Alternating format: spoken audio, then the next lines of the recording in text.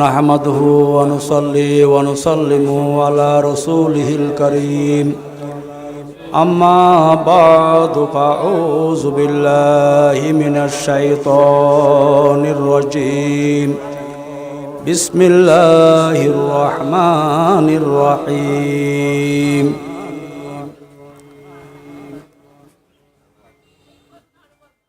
वामिलुस सालिहात सदक़ल्लाहुल मौलानाल अज़ीम व सदक़ रसूलुहुन नबियुल हबीबुल करीम क़ालन नबिय्यु सल्लल्लाहु अलैहि वसल्लम मन सामा फी सबीलिल्लाहि मन सामा यौमन फी सबीलिल्लाह बाअदहुल्लाहु अनिन नारि सबईना खरीफा औ कमा क़ाल अलैहि सलातु वस्सलाम। ঐতিহ্যবাহী আমির বান্ডার দরবার শরীফে আমিল আউলিয়ার প্রিয় নাতি শাহ সুফি সৈয়দ ফৌজুল আজিম শাহ রহমতুল্লাহ আলাইহির আওলাদগণের ব্যবস্থাপনায় তার ওই মাজার শরীফের প্রাঙ্গণে আয়োজিত সৌমে আমির উপলক্ষে এই আজিমুশান মাহফিলে আওলাদে ফৌজুল আজিম আমির বান্ডারি রহমতুল্লাহ আলাইহি এবং আমিল আউলিয়ার আশেক প্রেমিক মুরিদ ভক্ত বৃন্দ আসসালামু আলাইকুম ওয়া রাহমাতুল্লাহি ওয়া বারাকাতুহু।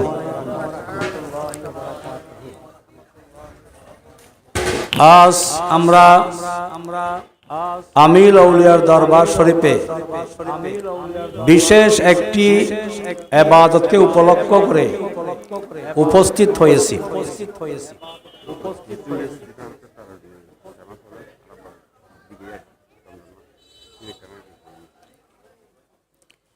এই যে মুহূর্তে দুনিয়ার মানুষ আনন্দে ঘোরাফেরার মধ্যে খানা পিনার মধ্যে ব্যস্ত মশগুল, সেই মুহূর্তে শাওয়ালের ২য় তারিখ আমিল আউলিয়া নির্দেশ দিয়েছেন একটি রোজা রাখার জন্য। এই রোজাটি তিনি আল্লাহর পক্ষ থেকে নির্দেশিত হয়ে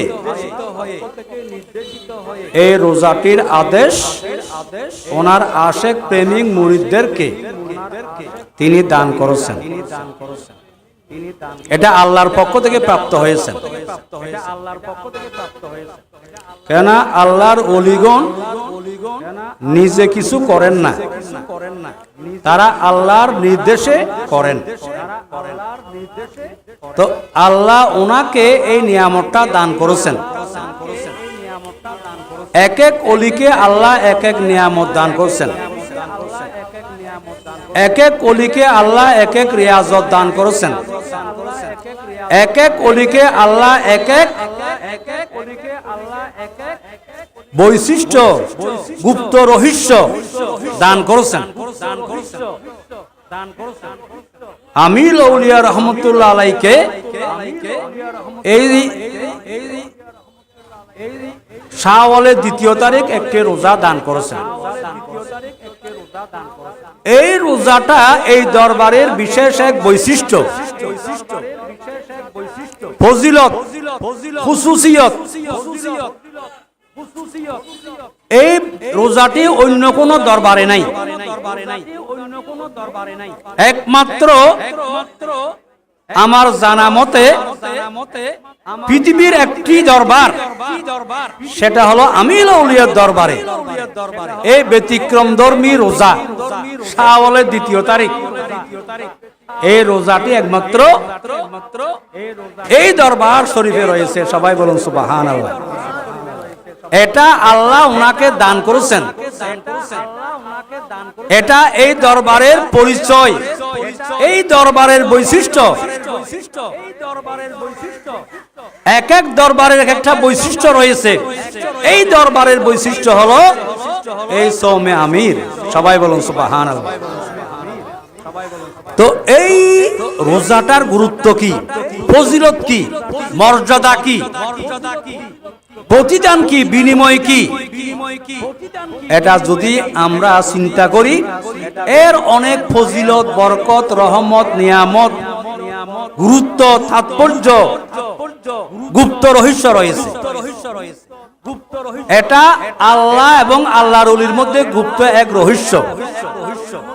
হাদিসে কুদসির মধ্যে এসেছে, আউলিয়াই তাহাতা কবাই লা ইয়ারিফুহুম গায়রি। আমার ওলিগণ আমার কুদরতের কাবা, কুদরতের জুব্বার নিচে, লা ইয়ারিফুহুম, তাদেরকে কেউ চিনে না, গায়রি, আমি ছাড়া, আমি ছাড়া আমার ওলিকে কেউ চিনে না। আমিল আউলিয়াকে, আওলাদ আমিরকে, শাহ সুফি হাদেমুল আসফিয়া সৈয়দ ফজলুল আজিম রহমতুল্লাহ আলাইকে আমরা চিনা সম্ভব না। আল্লাহর ওলিকে আল্লাহ চিনেন। আল্লাহ এবং আল্লাহর ওলির মধ্যে গুপ্ত রহস্য রয়েছে। ওলি আল্লাহকে চিনেন আর আল্লাহ ওলিকে চিনেন। ওলির পরিচয়ের মধ্যে 1 নম্বর পরিচয় কি? আল ওলিয়ু ওয়াল আরিফু বিল্লাহ বিজাতিহি ওয়া সিফাতিহি। ওলি বলা হয় উনি যিনি আল্লাহকে আল্লাহর জাত ও সিফাত সহকারে আল্লাহকে যিনি চিনেন। আমরা আল্লাহকে চিনি নাই বিধায় আমরা ওলি হতে পারি নাই। যারা আল্লাহকে চিনেছেন, বলেন না, তারা ওলি হয়েছেন। তাহলে ওলির 1 নম্বর পরিচয় কি? যারা আল্লাহকে চিনেন। তো ওলি আল্লাহকে চিনেন, আল্লাহ ওলিকে চিনেন।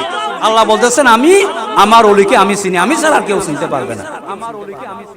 তা আমিল আউলিয়াকে আল্লাহ এই নিয়ামত দান করছেন, এই ফজিলত, এই বৈশিষ্ট্য, এই গুপ্ত রহস্য সৌমে আমির দান করছেন।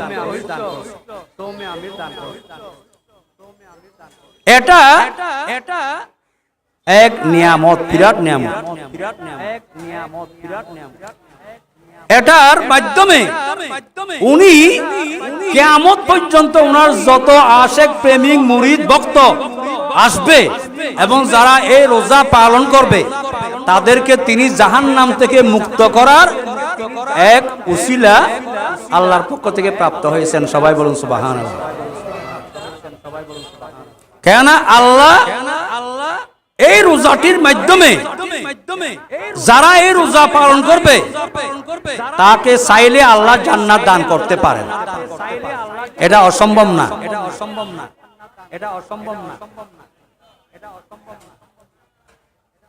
আল্লাহ চাইলে এই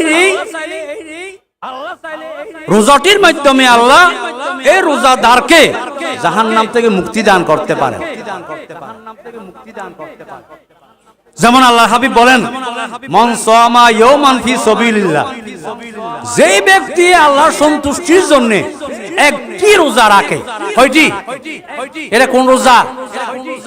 এটা হলো নফল রোজা, ফরজ না।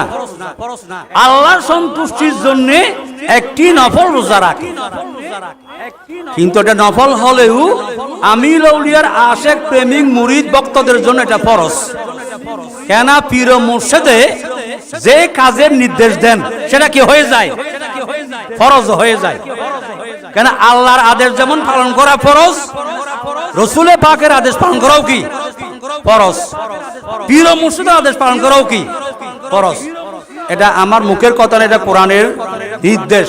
আল্লাহ বলেন, আতিউল্লাহ ওয়া আতিউর রাসূলা ওয়া উলিল আমরি মিনকুম, তোমরা আল্লাহর আদেশ পালন করো, রাসূল পাকের আদেশ পালন করো, এবং ওয়া উলিল আমর, উল আমর মানে পীর ও মুর্শিদের আদেশ পালন করো।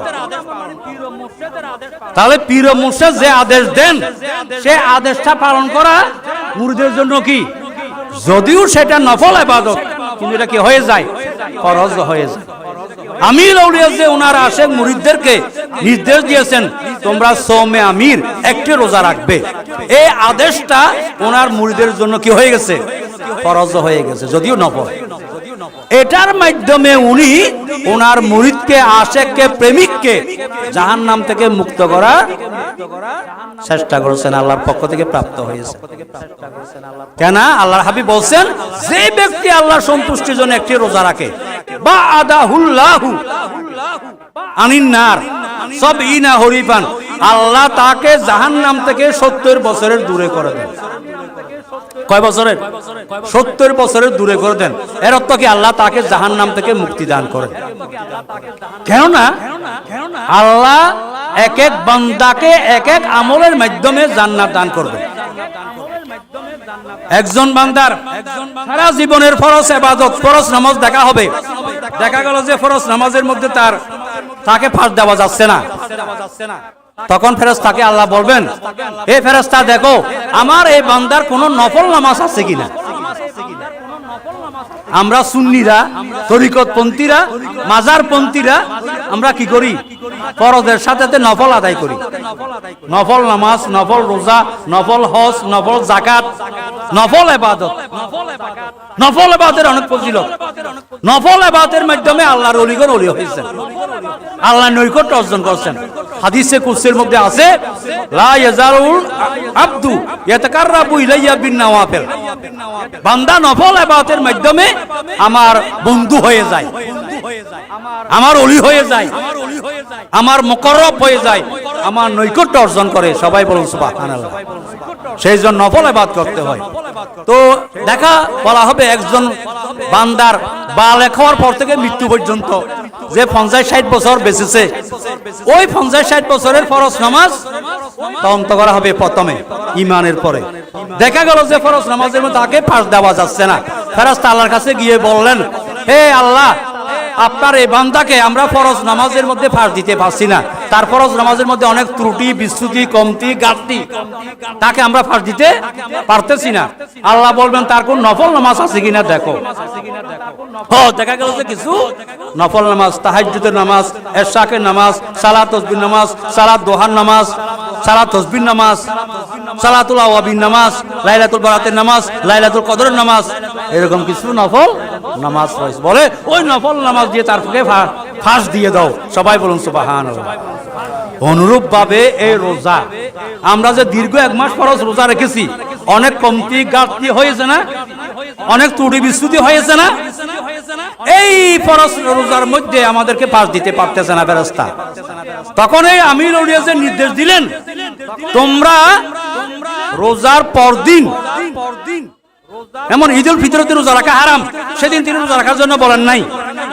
কেন আল্লাহর ওলিগণ হারাম দিনে রোজা রাখার নির্দেশ দিতে পারেন না, জায়েজ কাজের নির্দেশ দিতে পারেন, যেটা সওয়াবের কাজ, জায়েজ কাজ, যেটা না জায়েজ সেটার নির্দেশনা দিতে।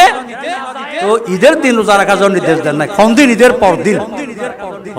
এই আমাদের রোজার মধ্যে যে ত্রুটি বিচ্যুতি হয়েছে, এখন বলা হবে দেখো তার এই ফরজ রোজার পর কোন নফল রোজা আছে কিনা। দেখা গেল যে আমির আউলিয়ার আশেক, প্রেমিক, মুরিদ, ভক্ত আমির আউলিয়ার নির্দেশে শাওয়ালের 2য় তারিখ একটি নফল রোজা সৌমে আমির রেখেছে। আল্লাহ বলবে যাও, আমার ওলির নির্দেশে, আমার ওলিকে আমি দান করেছি, এটা আমার পক্ষ থেকে প্রাপ্ত হয়েছে, আমার ওলির নির্দেশে তার মুরিদ, তার প্রেমিক, তার ভক্ত, তার আশেক এই রোজা পালন করছে, যাও এই রোজার মাধ্যমে তাকে ফরজ রোজার মধ্যে পাস দিয়ে দাও, তাকে জান্নাত দিয়ে দাও। সবাই বলুন সুবহানাল্লাহ। এই রোজাটা জান্নাতে যাওয়ার কি হতে পারে? মাধ্যম হতে পারে, উসিলা হতে পারে। যেমন একজন মেয়ে সারা জীবন জানা করেছে, এখন একদিন মরুভূমিতে যাচ্ছেন, দেখা গেল যে একটা কুকুর জিহ্বা ছেড়ে দিয়েছে তৃষ্ণায়, আর কিছুক্ষণ পায় না পেলে মারা যাবে। ওই মেয়েটার পেয়ে জানিয়ে মেয়ে, জানাকারী মেয়ে, তার পায়ে কি ছিল? মৌজা ছিল। মৌজা খুলে কূপের মধ্যে ফেলে মৌজার মাধ্যমে পানি তুলে কুকুরের মুখে দিয়েছে। ওই কুকুরটা সেই পানি পান করে জীবন লাভ করেছে। সবাই বলুন সুবহানাল্লাহ। মৃত্যু থেকে রক্ষা পেয়েছে।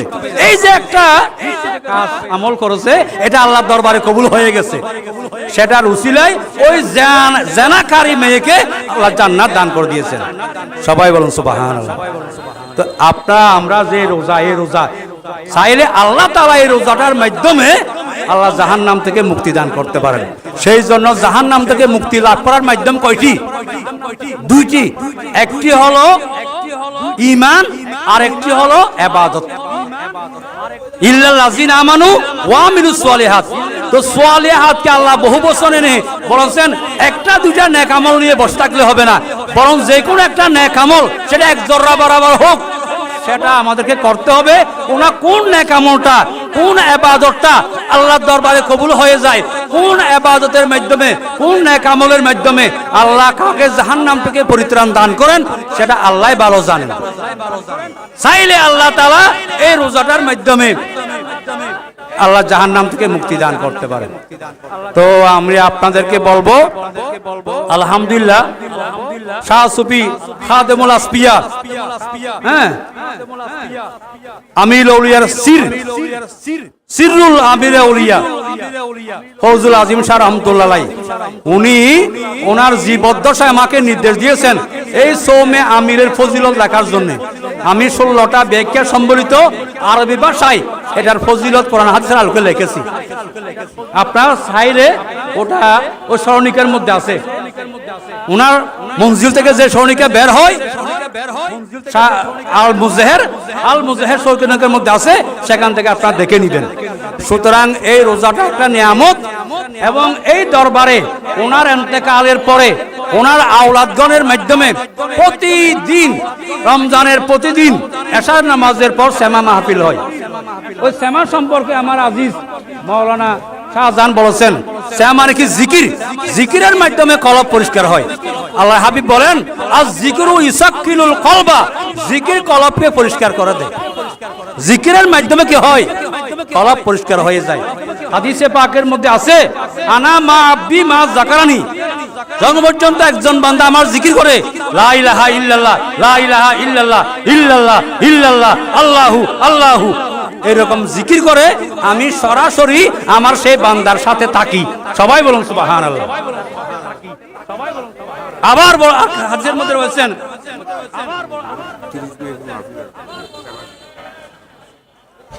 আরেক রিওয়ায়াতের মধ্যে আল্লাহর হাবিব বলেন, হাদিসে কুদসি, যে আনা মা আব্দি মা তাহাররাকাত বি শাফাতাহু, যতক্ষণ পর্যন্ত আমার বান্দার টুক আমাকে নিয়ে নড়াচড়া করে, আমি আমার বান্দার সাথে থাকি। সবাই বলুন সুবহানাল্লাহ। সুতরাং এই মঞ্জিলে জিকির মাহফিল হয়, সেমা মাহফিল হয়, আলোচনা হয়, ইবাদত বন্দেগী হয়। এটা শরীয়ত সম্মত একটা মাহফিল। এবং আমি এই উনার আওলাদদেরকে বলবো, আপনারা সর্বাত্মক চেষ্টা করবেন যেন এই দরবার শরীয়তের উপর, তরিকতের উপর চলে। শরীয়ত এবং তরিকতের পরিপন্থী কোনো আমল না হয়। আপনারা অতীতে যখন ফৌজুল আজিম শাহ রহমতুল্লাহ আলাইহি ছিলেন, তখন এসেছেন, কিয়ামত পর্যন্ত আসতে থাকবেন। আপনাদের আওলাদদেরকে, বংশ পরম্পরাকে নির্দেশ দিবেন যেন এই মঞ্জিলে আসা যাওয়া করে। পীর মুর্শিদের বাড়ি এটা হলো নিজের আত্মীয়ের বাড়ি থেকে আরো বেশি প্রিয় বাড়ি। এখানে আপনার সদা সর্বদা আসা যাওয়া করবেন, এই মঞ্জিলের প্রোগ্রামগুলোতে আপনারা অংশগ্রহণ করবেন, এবং মঞ্জিলের আওলাদদেরকে আপনার সম্মান তাজিম করবেন, তাদের সাথে মহব্বত রাখবেন, ভালোবাসা রাখবেন, সম্পর্ক রাখবেন। উনি রওজা পাক থেকে আপনাদেরকে দেখতেছেন। অতএব যেই নিয়ম নিয়ে আল্লাহর ওলির দরবারে আসবেন, আপনাদের মকসুদ পূরণ হয়ে যাবে। সুতরাং আপনারা এই দরবারের মধ্যে বংশ পরম্পরায় আসা যাওয়া করার আল্লাহ আপনাদেরকে তৌফিক দান করুন, এবং আপনাদের ঈমান আকীদাকে আল্লাহ হেফাজত করুন। আল্লাহর ওলির দামানে দোয়াই নেগাহে থাকার সবাইকে আল্লাহ তৌফিক দান করুন। এই আশা ব্যক্ত করে আমি আমার তকরীর এখানে শেষ করলাম। আসসালামু আলাইকুম ওয়া রাহমাতুল্লাহ।